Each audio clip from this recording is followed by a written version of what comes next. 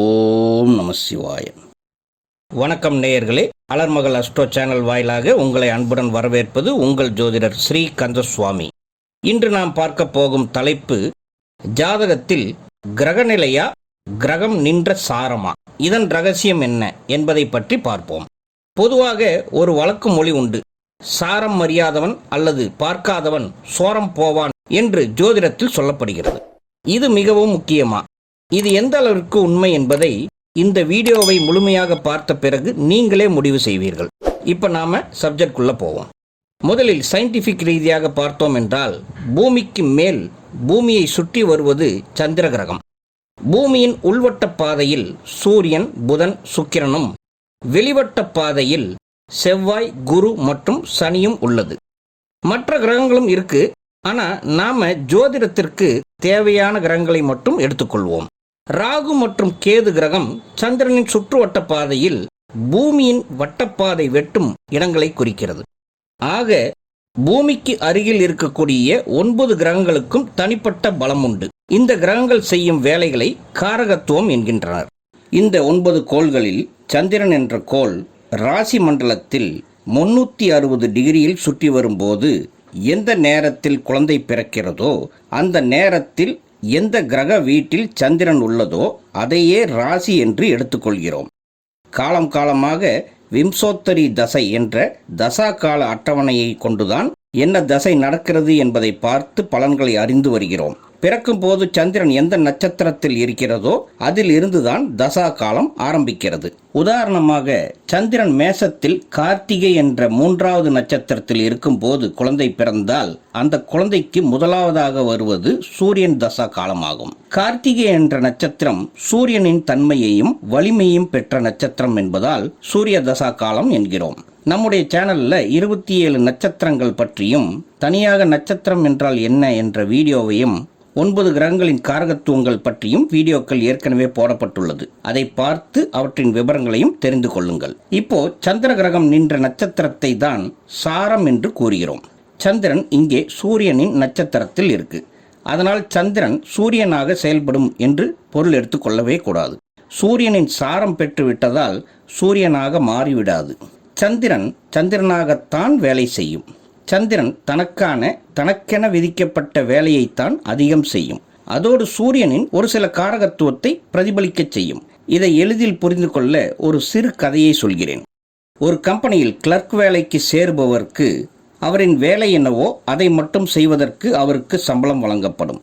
ஆனால் அங்கு வேலை செய்யும் மேனேஜரோட வேலையையும் இவருக்கு செய்ய தெரியும் என்றாலும், இங்கே அந்த மேனேஜர் அவர் வேலைக்கு வரும் நாட்களில் கிளர்க்கை அழைத்து அவரின் வேலையோடு இவர் வேலையையும் செய்ய சொல்ல மாட்டார் அல்லவா? ஆனால் ஏதாவது ஒரு நாள் மேனேஜர் லீவ் போடும்போது ஒரு சில முக்கியமான வேலைகளை இவர் பார்த்து தர அனுமதிக்கலாம். அதுபோலத்தான் கிரகங்களும். கிரகங்கள் பூமிக்கு அருகில் இருக்கக்கூடியவை. அதனால் அந்த சக்தி எளிதில் பூமிக்கு கிடைக்கும். சாரத்தை சொல்லக்கூடிய நட்சத்திரங்கள் எங்கு இருக்கின்றன? கோள்களுக்கு பின்னாடி பல ஆயிரம் மைல்களுக்கு அப்பால் இருக்கின்றன.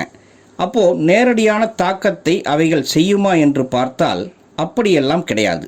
அதற்காக நட்சத்திரத்தின் ஆற்றல் வேலையே செய்யாதா? செய்யும், கண்டிப்பாக செய்யும்.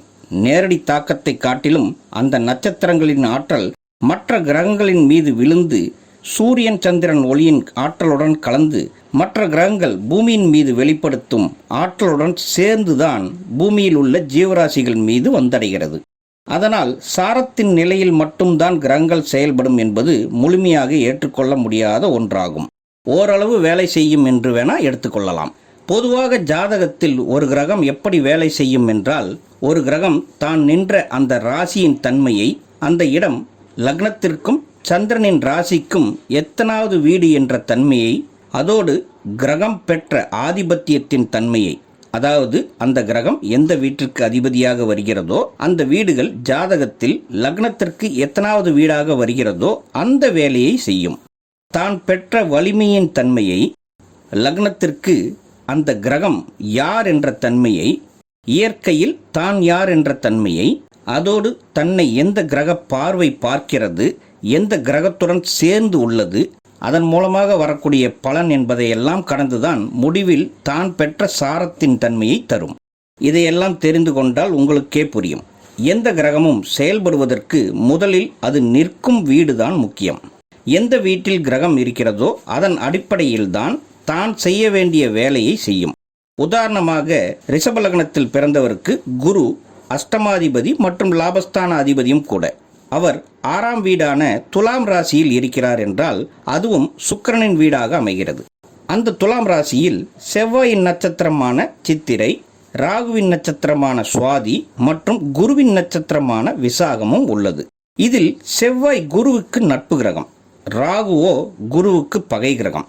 அதே போல குருவின் நட்சத்திரமாக வந்தால் குரு அங்கே பலமாகும்.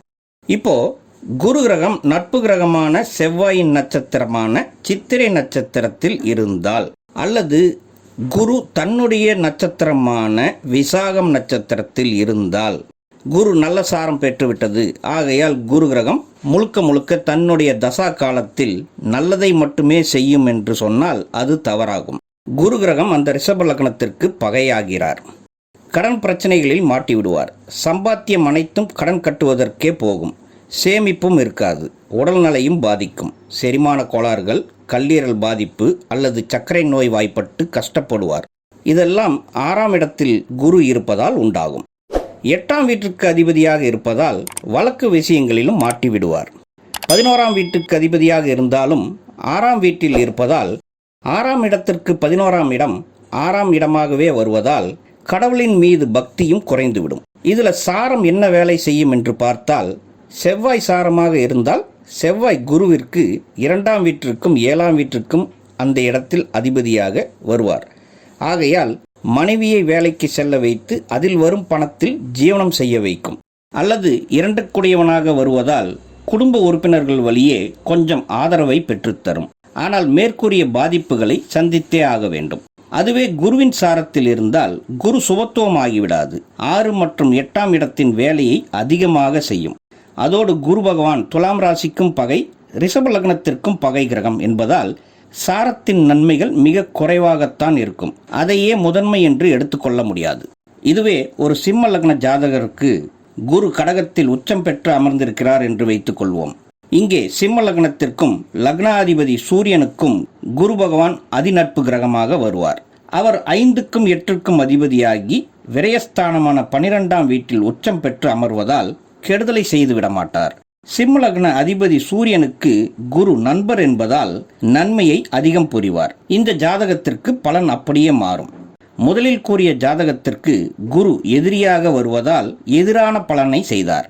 ஆனால் இங்கே நட்பு என்பதால் நன்மையை மட்டுமே அதிகம் செய்ய போகிறார். இங்கேயும் 8ஆம் இடமும் 12ஆம் இடமும் சம்பந்தப்படுகிறது. இரண்டும் மறைவு ஸ்தானம் என்றாலும் சூரியனுக்கு குரு நண்பர் என்பதாலும் திரிகோணஸ்தானம் என்ற 5ஆம் வீடு சிம்மத்திற்கு தனுசாக வந்து விடுவதால் ஜாதகருக்கு பாதகமாகாமல் வலிக்காமல் பலன்களை தருகிறார் என்று எடுத்துக்கொள்ளலாம். இங்கே சாரம் வரவே இல்லை. இதே குரு கிரகம் கடகத்தில் சனியின் நட்சத்திரமான பூசத்தில் சாரம் வாங்கி உச்சநிலை பெற்று இருக்கிறார் என்று இருந்தாலும் அங்கே சனி கிரகம் சிம்ம லக்னத்தின் அதிபதியான சூரியனுக்கு கடும் பகை என்பதால் குரு இங்கே கெட்ட பலனை தந்துவிட மாட்டார். அதே போல குரு சனியின் சாரம் வாங்கியதால் அவர் தர வேண்டிய நல்ல பலனை தராமலும் போக மாட்டார். இப்போ இங்க பார்த்தா சாரம் அடக்கித்தான் வாசிக்கும். குரு சனி கிரகத்தின் சாரம் வாங்கிவிட்டதால் சனியின் கெட்ட பலனைத்தான் தருவார் என்று ஒரு சிலர் சொல்லி வருகிறார்கள். அது அப்படி நடக்காது என்பதுதான் உண்மை. குரு தான் தர வேண்டிய 5ஆம் இடத்து சுப பலனையும் 8ஆம் இடத்தின் நல்ல பலனையும் உச்ச வலிமையோடு 12ஆம் இடத்தில் இருந்தபடி இந்த சிம்ம லக்ன ஜாதகருக்கு கொடுக்கத்தான் செய்வார். அதை தவிர சனியின் சாரம் வாங்கிவிட்டதால் தன் தசையில் சனியின் 6ஆம் இடத்தும் 7ஆம் இடத்தின் மோசமான பலனைத்தான் தன் தசை முழுவதும் தருவார் என்று சொல்வது நிச்சயம் ஏற்றுக்கொள்ள முடியாத ஒன்று. அப்போ இங்கே சாரத்தின் பலன் வராதா என்றால் வரும். அது உணவில் ஊறுகாய் போன்றோ பொரியல் போன்றோ கொஞ்சமாக இருக்கும். அதுவும் அந்த பலன் சுப செலவுகளாக இருக்கும். கிரகங்களின் வழியில்தான் சாரமே ஒழிய சாரத்தின் அடிப்படையில் கிரகங்கள் இல்லை. கிரகம் தான் தர வேண்டியதை ஏதேனும் ஒரு வழியில் தரும். அது முதலில் தான் நின்ற வீட்டின் அடிப்படையில், தான் பெற்ற வலிமையின் அடிப்படையில், லக்ன அதிபதிக்கு நட்பா பகையா சமமா என்ற அடிப்படையில், தன்னுடன் இணைந்த பார்த்த கேந்திரத்தில் அமர்ந்த திரிகோணத்தில் இணைந்த கிரகங்களுடன் சேர்ந்த அடிப்படையில் பலன் தந்து கடைசியில் சாரத்தின் அடிப்படையில் கொஞ்சம் வேலை செய்யும். ஒருவரின் ஜாதகத்தில் ஒரு கிரகம் நீசமாகி இருக்கு. அந்த கிரகம் நீசபங்கம் ஆகணும்னா அதுக்கு ஆட்சி உச்சம் பெற்ற கிரக பார்வை வேண்டும். இன்னொரு நீச கிரகமாவது பார்க்க வேண்டும். நீசமான கிரகம் இருக்கும் வீட்டு அதிபதி பார்வை வேண்டும். அல்லது அந்த அதிபதி ஒன்றாக அமர்ந்திருக்க வேண்டும். லக்ன கேந்திரம் பெற வேண்டும். சந்திர கேந்திரம் பெற வேண்டும். அல்லது உச்ச கிரகம் அதே வீட்டில் நீச கிரகத்துடன் சேர்ந்து இருக்க வேண்டும். அப்படித்தான் ஒரு கிரகத்திற்கு நீசபங்கம் கிடைக்கிறது என்று எத்தனையோ மூல நூல்கள் சொல்லியுள்ளன. நீசமான கிரகத்தின் சாரத்தில் வரும் கிரகம் வேறு இடத்தில் ஆட்சியோ உச்சமோ பெற்று அமர்ந்திருந்தால் நீச கிரகம் நீசபங்கமாகி வலிமை பெற்றுவிடாது. அப்போ இங்கே நீச கிரகத்தின் சாரநாதன் நன்றாக இருந்தாலும் கிரகத்திற்கு வலிமை தர முடியாத நிலைதான் உள்ளது. இங்கே சாரத்தை மட்டும் வைத்து பார்த்தால் பலன் சரியாக வராது. புரிகிறதா நேயர்களே? இதுதான் உண்மை. இந்த வித்தியாசத்தை புரிந்து கொள்ளுங்கள். ஆகவே சாரம் என்பது ஒரு பகுதி மட்டுமே. சிறு அளவில்தான் பலன் தருமே அன்றி சாரம் அறியாதவன் சோரம் போவான் என்று பில்டப் எல்லாம் தரும் அளவிற்கு நட்சத்திர சாரம் தாக்கத்தை தராது. சாரமும் வேண்டும். அதை அளவறிந்து பலன் பார்த்து பயன் பெறுவதுதான் சிறந்தது என்று கூறி மீண்டும் வேறு ஒரு சுவாரஸ்யமான சூட்சமமான தலைப்புடன் உங்களை சந்திக்கின்றேன். அதுவரை உங்களிடமிருந்து விடைபெறுவது உங்கள் ஜோதிடர் ஸ்ரீ கந்தசுவாமி. நன்றி. வாழ்க வளமுடன். ஓம் நம சிவாய்.